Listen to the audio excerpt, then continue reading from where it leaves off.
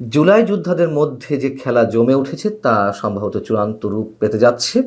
এবং এই যে জুলাই যোদ্ধাদের নেতৃত্বে গড়ে ওঠা কিংস পার্টি এনসিপির যে অস্তিত্ব থাকবে না, সে কথা তো অসংখ্যবার আপনাদের সামনে বলেছি এবং সেটি বাস্তবে প্রমাণিত হতে যাচ্ছে, বাস্তবে রূপ পেতে যাচ্ছে। জুলাই যোদ্ধাদের তাত্ত্বিক গুরু হিসেবে আমরা যাকে চিনি বা জানি, উপদেষ্টা পরিষদের সাবেক সদস্য মাহফুজ আলম এবার মুখ খুলেছেন। তিনি খোলামেলাভাবে অনেক কথা তুলে ধরেছেন। তিনি তার ভেরিফাইড ফেসবুক পেজে একটি স্ট্যাটাস দিয়েছেন, তার মধ্য দিয়ে তিনি এনসিপির সঙ্গে সব ধরনের সম্পর্ক ছিন্ন করার ইঙ্গিত দিয়েছেন, নতুন আরও বেশ কিছু বিষয়ে ইঙ্গিত দিয়েছেন। এবং এই মাহফুজ আলম তো ডক্টর মোহাম্মদ ইউনূস সাহেবের অনেক পছন্দের ব্যক্তি। প্রধান উপদেষ্টা মাহফুজ আলমকে সারা বিশ্বের সামনে মাস্টার মাইন্ড হিসেবে তুলে ধরেছিলেন, পরিচয় করিয়ে দিয়েছেন। আবার এইসব মাস্টার মাইন্ডদের পেছনের শক্তি হিসেবে কে কাজ করেছেন, ডক্টর ইউনূস সাহেবের কতটা সহযোগিতা ছিল, সেগুলো আমরা আপনাদের সামনে প্রমাণ হিসেবে উপস্থিত করেছি। দুয়ে দুয়ে চার মিলিয়ে আমরা সমীকরণ মেলানোর চেষ্টা করেছি। কিন্তু আরও একটি প্রশ্ন আছে। এখনো পর্যন্ত একটা বিশেষ শক্তি, এই জুলাই যোদ্ধারা যে নানান ধারায় বিভক্ত হয়ে পড়েছে, কোন অংশকে মদদ দিয়ে যাচ্ছে, কোন অংশকে যে মদদ দিয়ে যাওয়া হচ্ছে আর কোন অংশ যে শক্তিশালী হওয়ার চেষ্টা করছে, তা আমাদের কাছে স্পষ্ট। যারা এখনো পর্যন্ত সামনের সারিতে আছেন, মোটামুটি আমাদের বুঝতে কষ্ট হয় না তারা কারা।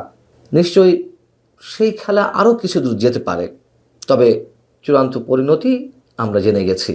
যাই হোক, মাহফুজ আলম তার ফেসবুক পেজে যে স্ট্যাটাসটি দিয়েছেন তা একটু আপনাদেরকে পড়ে শোনায়। তিনি বলছেন, নাগরিক কমিটি ও এনসিপি জুলাইয়ের সম্মুখ সারির নেতৃত্বে সংগঠিত হয়েছিল। এই দুটি সংগঠন আমরা জুলাইয়ের সহযোদ্ধারা থাকায় গত ১.৫ বছর আমি চাহিদা মাত্র তাদেরকে পরামর্শ, নির্দেশনা এবং পলিসিগত জায়গায় সহযোগিতা করেছি। আমার অবস্থান স্পষ্ট। নতুন রাজনৈতিক অর্থনৈতিক বন্দোবস্ত, ফ্যাসিবাদের বিরুদ্ধে সাংস্কৃতিক লড়াই, সামাজিক ফ্যাসিবাদ মোকাবেলা, রিকনসিলিয়েশন, দায় দরদের সমাজসহ অনেক কথাই আমি বলেছি, যেগুলো আমরা জুলাই সহযোদ্ধারা উক্ত দুটি সংগঠন থেকে বারবার বলেছেন। কিন্তু তারা এগুলো ধারণ করতেন? প্রশ্ন করছেন তিনি। এনসিপিকে একটা বিগ জুলাই আমব্রেলা আকারে স্বতন্ত্র উপায়ে দাঁড় করানোর জন্য আমি সকল চেষ্টাই করেছি, কিন্তু অনেক কারণেই সেটা সম্ভব হয়নি। মাহফুজ আলম যেভাবেই বলুন না কেন, যে পরামর্শ দেন না কেন, এনসিপি যে জুলাইয়ের যে স্পিরিট ছিল, সাধারণ মানুষের সামনে 5 আগস্টের আগে তারা যেই কথাবার্তাগুলো আমাদের সামনে বলেছিল, ৭১কে ধারণ করে, মুক্তিযুদ্ধকে ধারণ করে একটা বৈষম্যহীন সমাজ প্রতিষ্ঠার জন্য তারা যুদ্ধ করছে, রক্ত দিচ্ছে, এই সব দিয়ে তো মানুষকে হিপনোটাইজ করা হয়েছিল। সে কথাও তো অসংখ্যবার বলেছি। সেই কথাই এখন মাহফুজ আলমদের মুখ থেকে বের হচ্ছে। অর্থাৎ গণঅভ্যুত্থানটি ছিল সাধারণ মানুষের সঙ্গে স্রেফ প্রতারণা। এ কথা আমি অসংখ্যবার বলেছি। এখন আমরা বললে তো শত্রু হয়ে যায়, আমরা বললে ফ্যাসিবাদের দোসর হয়ে যায়। এখন তো মাহফুজ আলমরাই সেই কথা তুলে ধরছেন। মাহফুজ আলম বলছেন, বিদ্যমান বাস্তবতায় আমরা জুলাই সহযোদ্ধাদের প্রতি সম্মান, স্নেহ এবং বন্ধুত্ব মুছে যাবে না, মানে তার যে সম্মান স্নেহ রয়েছে, কিন্তু আমি এই এনসিপির অংশ হচ্ছি না।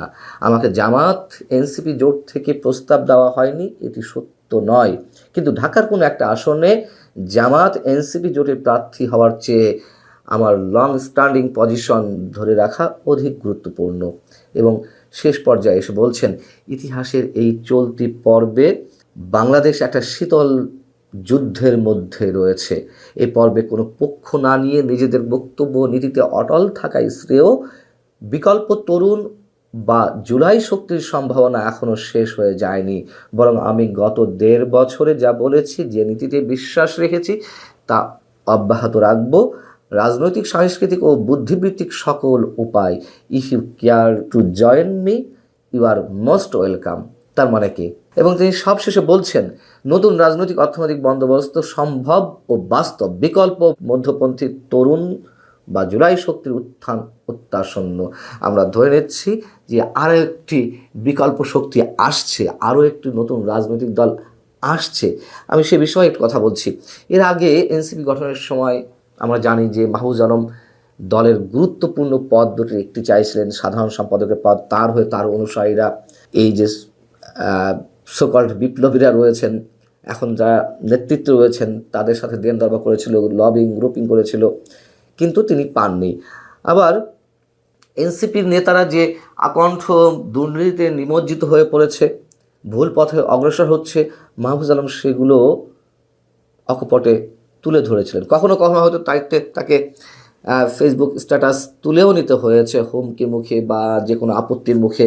এবং একথাও সত্য, মাহফুজ আলম কখনো জামাতের নীতিতে বিশ্বাসী হননি। তিনি আকারে ইঙ্গিতে জামাতের যে আদর্শ সেইগুলোকে ডিনাই করেছেন এবং মানুষের সামনে মোটামুটি পরোক্ষভাবে তুলে ধরার চেষ্টা করেছেন যে কারা বাংলাদেশকে নিয়ে খেলতে চাইছে। যদিও মাহফুজ আলমের যে রাজনৈতিক আদর্শ সেটিও বিতর্কের ঊর্ধ্বে নয় নিশ্চয়ই, এবং তাকে নিয়েও তো অনেক ধরনের বিতর্ক রয়েছে।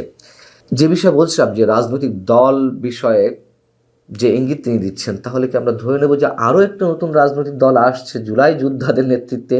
এবং নির্বাচনকে সামনে রেখেই তো বনিবনা হয়নি বা নানান ধরনের মতবিরোধ গড়ে উঠেছে এনসিপির মধ্যে, এবং নানান ধরনের ব্যক্তি পর্যায়ে মানে নেতৃত্ব পর্যায়ের ব্যক্তিরা তারা দল ত্যাগ করছেন, পদত্যাগ করছেন। সেই জায়গা থেকে জুলাই স্পিরিটকে ধারণ করার জন্য নতুন একটা রাজনৈতিক দলের আত্মপ্রকাশের ইঙ্গিত দিয়েছেন। কিন্তু প্রশ্ন হচ্ছে যে নির্বাচন যদি সত্যি সত্যি হয় 12ই ফেব্রুয়ারি, এখন নতুন করে এই রাজনৈতিক দল আসলে কি তিনি নিয়ে আসবেন? নিয়ে এসে লাভ কি? এখন তার নিবন্ধন পাওয়া যাবে না, সেই সময়ও নেই, সেই পরিবেশও নেই যদি 12ই ফেব্রুয়ারি নির্বাচন অনুষ্ঠিত হয়। নাকি মাহফুজ আলম বিশেষ কোনো ইঙ্গিত পেয়েছেন যে নির্বাচনে আসলে 12ই ফেব্রুয়ারি তো হচ্ছে না, নির্বাচন পিছিয়ে যাচ্ছে, তার জন্য তিনি নিজেকে গোছানোর যতটুকু গুছিয়ে নিতে পারেন এবং রাজনৈতিক দলে আত্মপ্রকাশ ঘটাতে পারেন, নিবন্ধন নিতে পারেন, এবং নির্বাচন পেছালে সেই নির্বাচনে তার নতুন রাজনৈতিক দলটি যদি গঠিত হয় তাহলে অংশ নিতে পারবে। দেখুন, আমার ক্ষুদ্র অভিজ্ঞতায় বা ক্ষুদ্র জ্ঞানে আমি এখন এটুকু বলতে পারি, এই নির্বাচন নিয়ে এখন অনেক ধরনের সংশয় রয়েছে। মাহফুজ আলমরা ভেতর থেকে হয়তো অনেক কিছু জানতে পারছেন। সেই জায়গা থেকে তার এই উদ্যোগ যদি হয়ে থাকে, হয়তোবা তাদের জন্য ভুল কিছু নয়, তবে এনসিপি শেষ, এটি স্পষ্ট করে উচ্চারণ আমরা করতেই পারি।